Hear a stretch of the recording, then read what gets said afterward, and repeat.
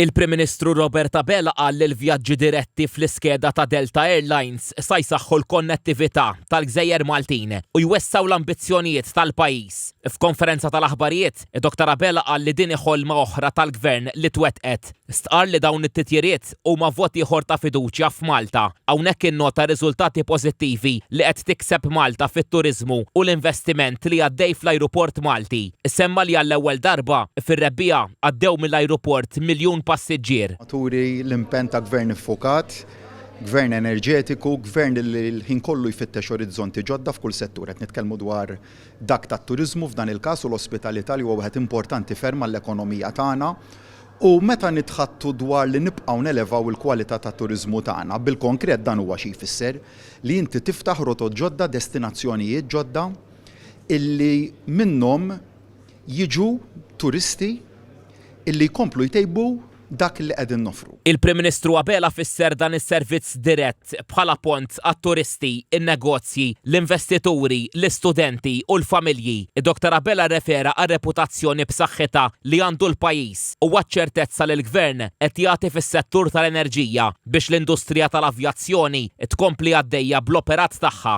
Għandna l-garanzija tal-provvista tal-aviation fuel kollu li huwa meħtieġ.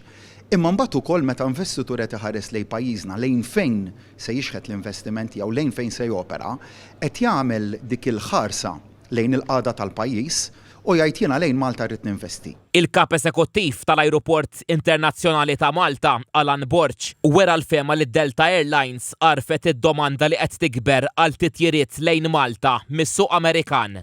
Hija ġurnata bla dubju sabiħa ħafna. Inna tul ta' żmien issa mat-tim tagħna nippruvaw nġibu dil-konnessjoni daqshekk importanti għal New York. Tim tagħna ilu ngħid sentej nippruvaw nattraw l-attenzjoni tagħhom u ovvjament kif kibru numru ta' turisti lejn Malta bdew iħarsu tal-itettar lejn Malta u llum irnexxinna nġibuhom għall-ewwel darba. Il-General Manager ta' Delta Airlines fl-Ewropa, Il-Se Jansen, aċċennat dwar il-kwalità tal-linja tal-ajru Amerikana li qalet topera madwar 700 titjira fil-ġimgħa minn u lejn 33 destinazzjoni. I want to say how excited I am and how excited we at Delta Airlines are to be here in your amazing country. People want a nice experience when they travel.